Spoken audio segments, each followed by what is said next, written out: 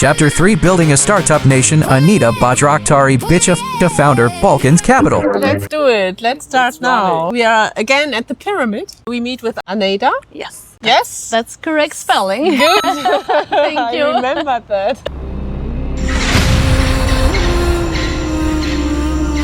Every journey has a reason. This is ours. We are Alexandra and Jürgen, and we are professional world travelers. We are in a Ford Bronco, driving it from Cologne to Sydney, and we've already made it as far as the pyramid in Tirana. Tirana, by the way, in case you're wondering, is in Albania. Yes, and on our way to Sydney, we produce authentic stories. So, just tell us a little bit about you. Who are you and what are you doing?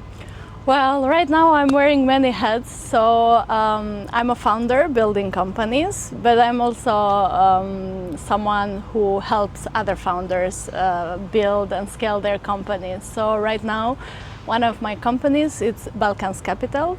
So what we do, we help companies establish here in Albania. We offer them a full package of financial, legal and fiscal consultancy. We help them with due diligence, with merger and acquisitions, and from a couple of years we are also working with companies in Europe and US, offering them bookkeeping and accounting services.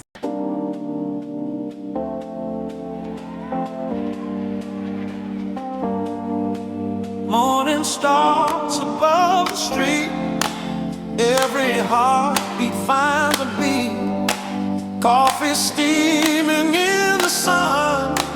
Every meeting has begun. And then last year I also launched a tech startup which is called Dolab. So Dolab is a platform where it gives opportunity to people to actually sell the clothes that they have on their closets. So giving these clothes another chance of life instead of just staying in their closets, and giving people opportunity to make some extra money, but ultimately also impacting the recycle economy, because most of the clothes, they end up in the waste. And now fashion is one of the most highest contribution in the waste in the world. So I'm trying to also have some impact on that. Night city. After dark, meet me on the rooftop. Bring your dreams tonight. Looking over China, everything feels right. But I'm also working with founders. I'm part of the ecosystem by organizing startup events, and I also mentor at Founder Institute, which is one of the biggest global accelerator in the world. And now I'm also a mentor at European Innovation Council, where I mentor women in the tech startups. I just didn't wake up one day and said, oh, I'm gonna become an entrepreneur. So when I was young, the model that our family taught us was to go to school, learn a lot, like get a job, and this is the path I was following until I was part of an event in 2012, Startup Weekend, which completely changed how I saw entrepreneurship. So until then, I thought like entrepreneurs are those heroes that are doing so much extraordinary things. They have self-confidence, high intelligence. We know this is not true nowadays. I know now, but for me, entrepreneurship, it was something in another world at that time. Until you go to an event and you see that you can build something in 2 days, in a weekend. And that's how it started, actually. I launched my first business at the time, but then I left it for a well-paid job. But then entrepreneurship came as an extension of the work, because I was working in finance and law, but then I opened the company, and that's how it started. And because this event was so life-changing, I started doing it for other people. So I started organizing startup weekends, and we did several startup weekends in Tirana, which I think have changed many lives and have convinced people that entrepreneurship, it's not on another world. So it's important, if you find a problem in the community And entrepreneurship is the solution, is the tool to solve. It's so simple. So it's the tool to solve people's problem out there. Rooftop, side by side we climb, building something bigger, one idea at a time.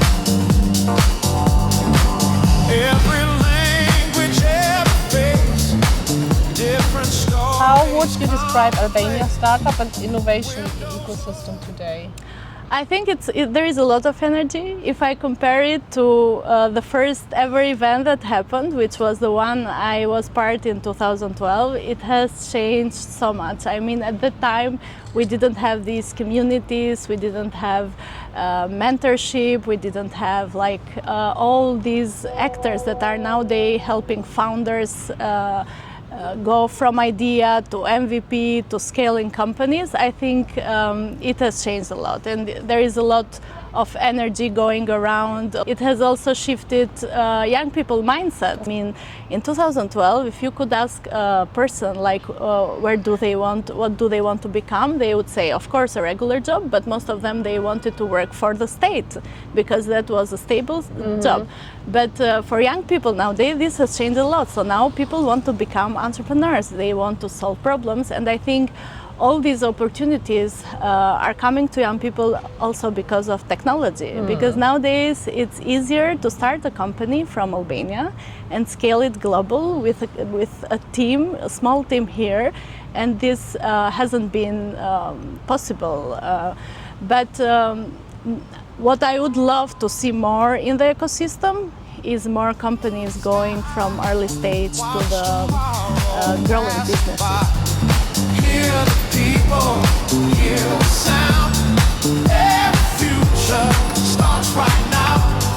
Hear the people, hear the sound. Every future starts right now. Meet me on the rooftop. Bring your dreams tonight. Looking over time. To scale up businesses, because most of the events are now focused mostly on turning ideas to MVPs. I think these kind of founders also need some follow-up, to support them in the growing stage, to help them going international, to scale into other markets, to connect them to international mentors. Mentors are very important, I think, but we don't need people who just studied for a specific industry like marketing or finance. I think we need more founders who have been there, who have experienced how difficult it is to build a business, to make decisions, to scale them. And I would love to see more founders from Diaspora who have reached this kind of success, scaling their companies and making them successful, coming to Albania and actually helping founders from Albania scale their businesses and grow their businesses internationally. So I think Diaspora can play a vital role because they have the network, they have the expertise, and they can expose Albanian founders to more resources and to more actually inspiration from outside the country. On the rooftop, side by side we climb, building something bigger, one idea. Because I think founders in Albania are really amazing, because most of the time they have worked with limited resources. So now they are willing to change, to adapt, and to actually grow their businesses with help from outside. Yeah, I think the young people. So young people nowadays, I think they are amazing. I see many talents now in technology, in AI, few people that have built tech companies and they have succeeded. But we also can be a bridge for Europeans because, I mean, we are so close to Europe.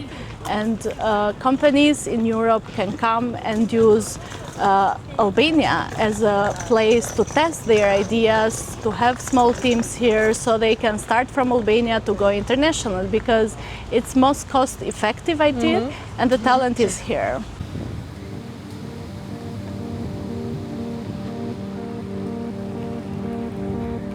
Where the future starts. Tirana.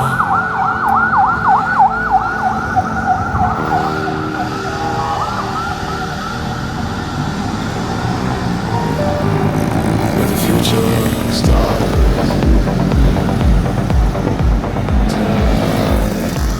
What are currently the biggest challenges for Albanian founders? I think one of the challenges that Albanian founders have is access to capital. So right now it's difficult to raise money for startups from Albania because Albania is a small market. So for investors this is not very attractive, but we should not present this as a limited. I mean, the way to be presented to investors is that we are starting from Albania, building from here to scale internationally, and we should actually show this vision to investors. Sure, and yeah. I think this can become like easier to scale. But also one factor is the fear of failure. I think failure in the Balkans is a big problem because, I mean, in the Balkans, especially in Albania, everyone knows everyone. So failure can feel very public, and sometimes founders are so cautious in everything they do. But entrepreneurship wants some risks, wants to encourage people, and people there are not afraid of failure. Where the future starts.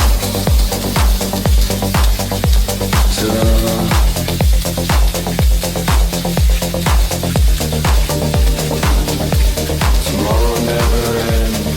And I think this should change, and founders should see failure as part of their journey, and as lessons, not only as something to be ashamed of. If someone goes to a pitching event or if you meet the investors, the first thing they ask is like, what is the problem? How big is the problem? Who is the problem solving? Like, for whom are you solving this problem? Do you know your persona? Like, who is this person that has the problem? What age they are? Like, what are their desires? What are their pains? Like, they want to know everything about the problem and how big is the problem. Is it big enough to make your revenue and to make this business sustainable in the future? So I think founders focus so much on the pitch deck, on the product. They explain so much the technical side of the product, but they forget one important thing, which is actually the problem they are solving. And I think this is number one for every founder. So another thing, they want to know that this might be sustainable in the future. Like, the founder should know what is their business model, and they should be able to explain this clearly, like what kind of revenue streams you are having, and also investors sometimes might go deep into the financial part. So to understand if the founders knows like what kind of revenue streams they have now and they have the potential to have in the future, what are the costs that they have, if they know the economics of their startups, like how much money does it take for you to bring one customer, what's the lifetime value of this customer, like what's the money that they bring in. So there are like metrics that it's important for the founders to know. And then if you are asking for an investment of a certain size, you should know exactly why are you asking that. Like, do you want to have more products, more features? Do you want to grow geographically? Do you want to hire more people? So it's important to ask for a certain amount to be able to explain like what is this investment going to bring to the company. Like, are you doubling the business? Are you raising the revenues? Are you hiring more people? Are you bringing innovative features? Like this should be able to be explained to the investor. And then I think it's important to also explain like what's your competition and what's your competitive advantage. I heard founders say like we have no competition. If there is a problem out there, people are solving it in some way. Like for instance, for Dolab, which is my startup, right now people are selling their clothes to, maybe they don't have a direct app that they are solving it, but they are selling on Instagram, they are using WhatsApp, community, like Facebook groups and those stuff. So I think the founders should do homeworks very well when they are going to speak to investors. Yeah. A good PR and a good storytelling might be a problem is the product is weak. It's not meeting Meeting the story. meeting the story. Yeah. Yeah, that's true. But especially for founders who go outside and pitch or do some storytelling in big events, it's also important because they are not only presenting their startup, they are also showing the image of Albania into different parts of the world. So whenever I also pitch to international events, I say to myself, you are not only pitching your startup, you have some responsibility to show that Albania is actually having good startups, having good founders that can actually be investable.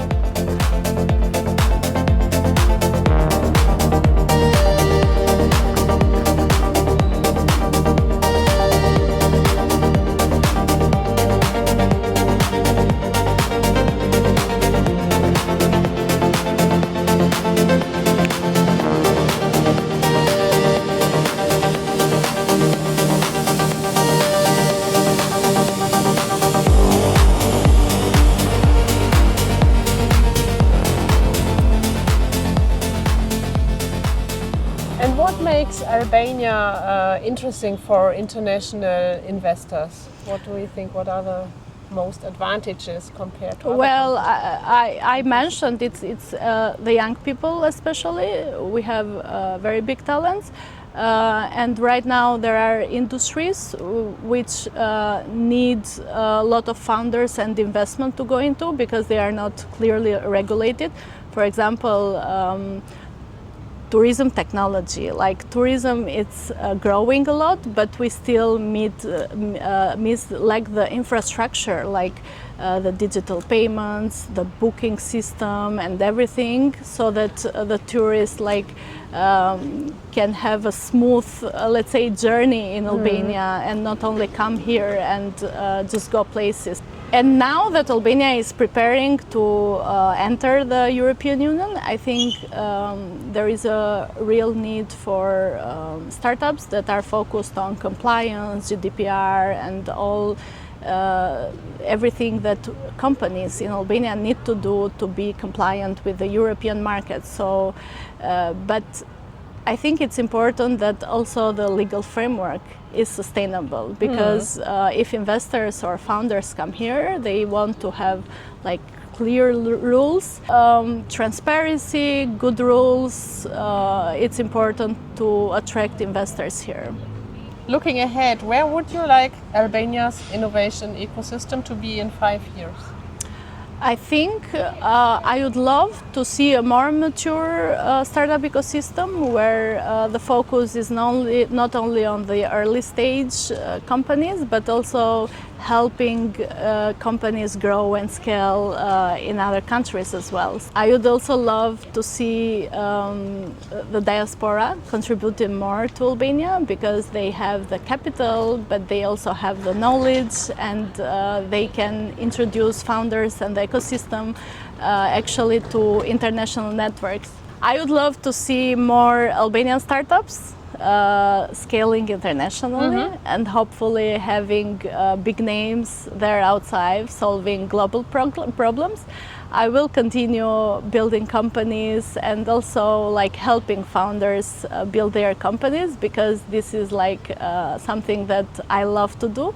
So I think I'm very hopeful for the future of Albanian startup ecosystem and Albanian founders, because I see that people want to go into entrepreneurship. They are dreaming of building good startups.